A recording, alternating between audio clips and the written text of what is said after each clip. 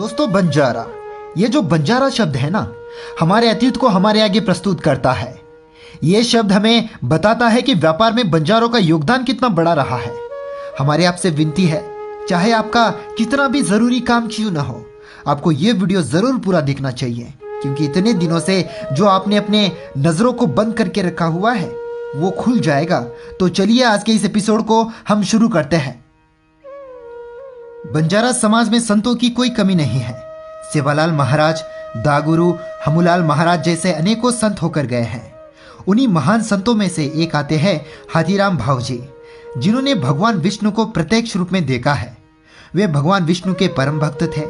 कहा जाता है कि कलयुग के दौर में वे ऐसे पहले संत थे जिनके किसी भी क्षण में भगवान विष्णु को याद करने पर भगवान प्रत्यक्ष रूप में उनके सामने प्रकट हो जाते थे। अब आपके मन में सवाल आ सकता है कि आखिर हाथीराम भावजी में ऐसा क्या था कि भगवान विष्णु स्वयं उनके बुलाने पर प्रकट हो जाते थे।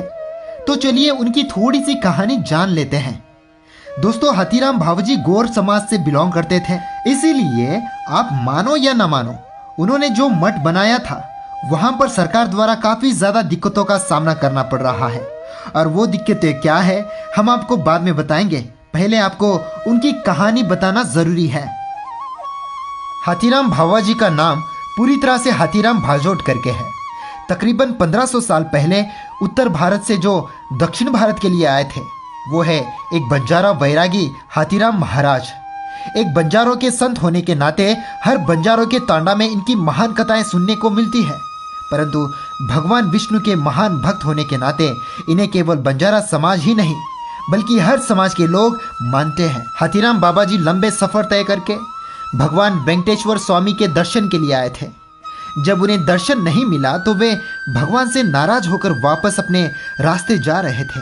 उसी समय जाते जाते वे नाराज होकर बोलते हैं, जो अपने भक्तों को दर्शन न दे वो भगवान कैसा। इतने लंबे समय तक मैंने प्रभु के दर्शन के लिए इंतजार की, लेकिन फिर भी मुझे प्रभु का अब तक कोई दर्शन नहीं मिला, तो मैं भक्त कैसा और ये भगवान कैसा। मैंने प्रभु का इतना ज्यादा तपस्या किया है, फिर भी यदि मेरी भक्ति प्रभु को नजर नहीं आती है तो वे भगवान कहलाने के लायक नहीं है। इन्हीं शब्दों को इस्तेमाल करते वे वापस लौट रहे थे।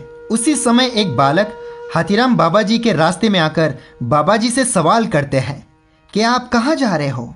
तो बाबा जी नाराज में ही जवाब देते हुए कहते हैं कि मैं इतने दूर से आकर यहाँ पर प्रभु के दर्शन के प्रयास में था।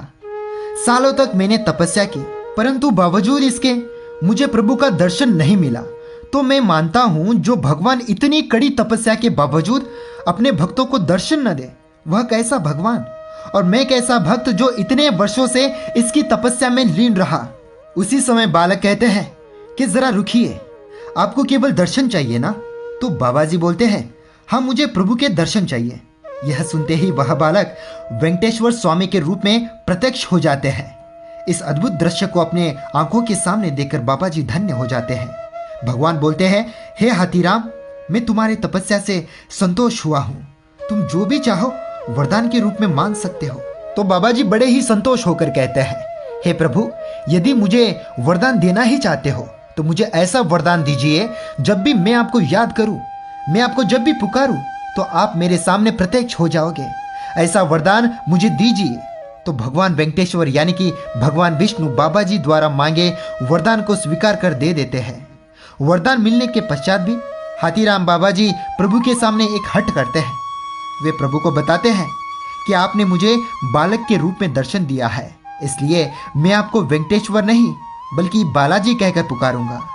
तभी से पूरे भारतवर्ष में प्रभु को तिरुपति बालाजी कहकर पुकारा जाता है। जब पहली बार वरदान मिलने के पश्चात हाथीराम बाबा जी ने प्रभु को याद किया था, वह श्रावण नवमी का दिन था, जिस दिन भगवान विष्णु ने हाथीराम बाबा जी को दर्शन दिया था। इसी कारणवश पूरे भारतवर्ष में गौर बंजारा समाज के लोग बालाजी के नाम पर हाथ में कोड़ी सुपारी लेकर भोग चढ़ाते हैं। और ये जो बंजारों की भोग चढ़ाने की प्रथा है वह प्राचीन समय काल से ही तिरुपति बालाजी मंदिर में चलती आ रही है। आपकी जानकारी के लिए बता दें, हाथीराम बाबा जी के मठ की तरफ से तिरुपति बालाजी मंदिर में बंजारों का भोग सबसे पहला चढ़ता है। हमारे तिरुपति मंदिर में पहला प्रसाद बंजारा समुदाय से होता है। पहला प्रसाद जो चढ़ता है, पहली पूजा बंजारा कम्युनिटी की। हाथीराम करके वहाँ महाराज जी थे, हाथीराम आश्रम है, और हाथीराम महाराज के आश्रम से पहली पूजा तिरुपति बालाजी में होती है। इसके अलावा आपको और एक सच्चाई बतानी जरूरी है। हाथीराम बाबा जी एक गौर समाज से नाता रखते हैं। केवल इसी के कारण कहा जा रहा है कि वहाँ की सरकार ने हाथीराम बाबा जी के मठ को सभी तरह के मदद करना बंद कर दिया है। मठ को जो भी अनुदान जाने चाहिए थे, सभी में रुकावट पैदा कर रही है। सरकार के इस तरह के घटिया कामों को देखकर हमें तो यही लगता है कि गौर समाज से भगवान विष्णु का वे परम भक्त थे, केवल इसीलिए वे परेशान हैं। मेरा ये मानना है, हाथीराम बाबा जी भगवान विष्णु के परम भक्त थे, इसलिए बाबा जी स्वयं भी भगवान हैं।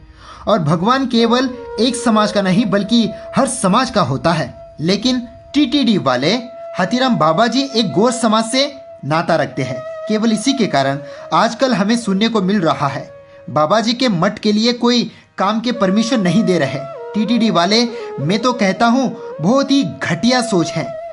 दोस्तों, वैसे हम इस वीडियो का दूसरा भाग भी लेकर आने वाले हैं, क्योंकि हाथीराम बाबा जी। ठीक है, आज के इस एपिसोड में इतना ही।